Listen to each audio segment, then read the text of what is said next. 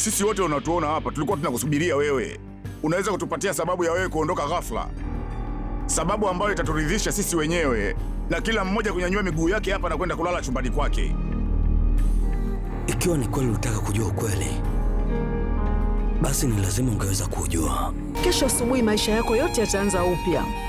Wakati uliopita bado unanisumbua kila wakati, bado niko machoni mwake, na bado sijachukua talaka. Mwanamume ambaye haikubali kabisa ndoa yako, utawezaje kumdai talaka? Unatakiwa kujua hata mimi pia katika maisha yangu kuna vitu vyangu vingi vimepotea.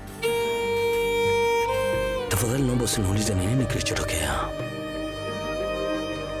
Kitu changu cha thamani zaidi ni wewe.